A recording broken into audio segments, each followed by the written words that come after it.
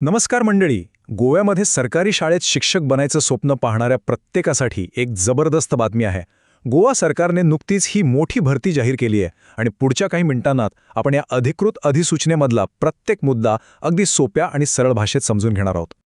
आपल्याला माहीत आहे की सरकारी सूचना वाचायला थोड्या किचकट वाटू शकतात, पण काळजी करू नका. आपण यातील प्रत्येक गोष्ट इतकी सोपी करून पाहणार आहोत की अर्ज कसा करायचा याचा एक स्पष्ट मार्गच तयार होईल. तर मग आजचा आपला अजेंडा काय आहे? आपण एका अर्जदाराच्या नजरेतून हा संपूर्ण प्रवास पाहणार आहोत.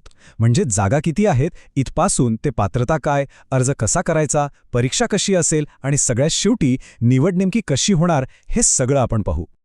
चला तर मग सुरुवात करूया पहिल्या आणि सगळ्यात महत्त्वाच्या भागापासून. ही भरती किती मोठी आहे आणि आपल्यासाठी यात नेमकी काय संधी आहे हे समजून घेऊया. तब्बल 390 जागा. हो, अगदी बरोबर पाहिलंय. गोव्यामध्ये शिक्षक होऊ इच्छिणाऱ्यांसाठी ही खऱ्या अर्थाने एक सुवर्ण संधी आहे. आता या जागा विभागल्या कशा आहेत ते पाहूया. इथे बघा, मराठी माध्यमासाठी सर्वाधिक म्हणजे तब्बल 352 जागा आहेत, तर कोंकणी माध्यमासाठी 38 जागा राखीव आहेत. प्रत्येक माध्यमामध्ये पुन्हा अनारक्षित, ओबीसी, एससी, एसटी आणि ईडब्ल्यूएस या सगळ्यांसाठी जागा विभागलेल्या आहेत. त्यामुळे आपल्या कॅटेगरीनुसार कुठे संधी आहे हे लगेचच स्पष्ट होतं. ही तारीख तर कॅलेंडरमध्ये लगेच मार्क करून ठेवा. 20 फेब्रुवारी 2026 ही अर्ज करण्याची शेवटची तारीख आहे. ही मुदत अजिबात चुकवायची नाहीये.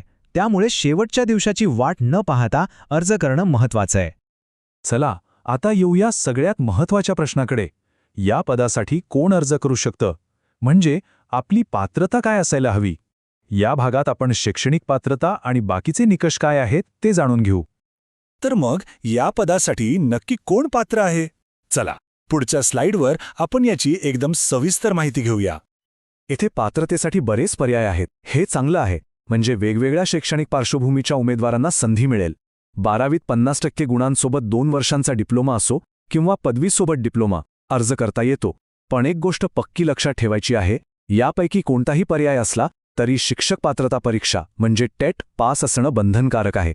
हा नियम सगळ्यांसाठी सारखाच आहे. आता वयाचा निकषही तितकाच महत्त्वाचा. अर्जदारांसाठी कमाल वयोमर्यादा 45 वर्ष ठेवण्यात आली आहे. हा एक महत्त्वाचा फिल्टर आहे, पण हो, काही विशिष्ट प्रवर्गांसाठी यात सूटसुद्धा देण्यात आली आहे. हो, तर आरक्षित प्रवर्गातील उमेदवारांसाठी वयोमर्यादेत चांगली सूट आहे. जसं की SC/ST उमेदवारांना 5 वर्ष, ओबीसीना 3 वर्ष आणि दिव्यांग व्यक्तींना तब्बल 10 वर्षांची सवलत मिळेल. त्यामुळे अर्ज करण्यापूर्वी आपली कॅटेगरी नक्की तपासा. बरं, आता आपण ह्या प्रक्रियेच्या एकदम प्रॅक्टिकल भागाकडे वळूया. म्हणजे प्रत्यक्ष अर्ज करायचा कसा? अर्ज करण्याची प्रक्रिया एकदम सोपी आहे. फक्त 3 टप्पे आहेत. सगळ्यात आधी अधिकृत वेबसाईटवर जायचं, मग सगळी माहिती काळजीपूर्वक भरायची आणि शेवटी ऑनलाईन फी भरून अर्ज पूर्ण करायचा. झालं. आता अर्ज शुल्कावर एक नजर टाकूया. अनारक्षित म्हणजेच ओपन कॅटेगरीसाठी 400 रुपये, ओबीसी आणि ईडब्ल्यूएससाठी 200 रुपये, तर SC/ST आणि दिव्यांग उमेदवारांसाठी फक्त 100 रुपये शुल्क आहे. चला आता येऊया परीक्षेच्या भागाकडे. हा भाग थोडासा गुंतागुंतीचा वाटू शकतो, पण आपण तो एकदम सोपा करून समजून घेणार आहोत. ही आहे अधिकृत परीक्षेची रचना, जशीच्या तशी नोटिफिकेशनमध्ये दिली आहे. थोडी किचकट वाटतीये नाही का? पण थांबा, आता आपण यालाच एका सोप्या आणि सुटसुटीत तक्त्यामध्ये पाहणार आहोत. आणि हे बघा, या स्लाइडवर दोन्ही परीक्षांमध्ये नेमका काय फरक आहे हे अगदी स्पष्ट दिसतंय. CBT 1 ही 60 गुणांची आहे आणि ती फक्त सुरुवातीच्या चाळणीसाठी वापरली जाईल.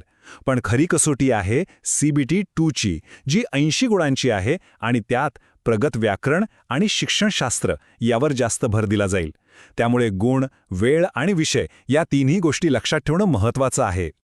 आणि आता एक सगळ्यात मोठी आणि आनंदाची बातमी. या परीक्षेत निगेटिव्ह मार्किंग नाही.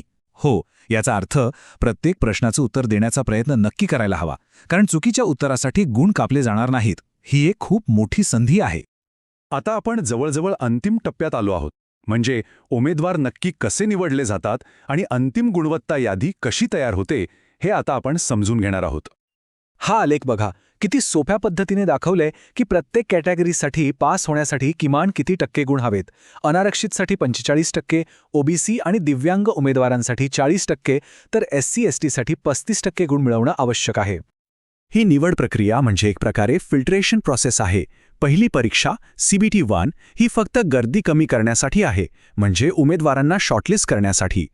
त्यानंतर येते CBT 2, ज्याचे गुण अंतिम यादीसाठी महत्त्वाचे ठरणार आहेत.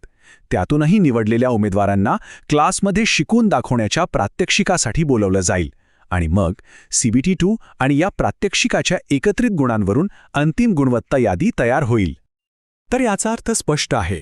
फक्त लेखी परीक्षेत चांगले गुण मिळवून भागणार नाही, प्रत्यक्ष शिकवण्याचं कौशल्यही तितकंच महत्त्वाचं आहे. त्यामुळे विचार करण्यासारखा प्रश्न हाच आहे की आपली शिकवण्याचे कौशल्य या प्रत्यक्ष परीक्षेसाठी तयार आहेत का? कारण अंतिम निवड याच गोष्टीवर अवलंबून असणार आहे.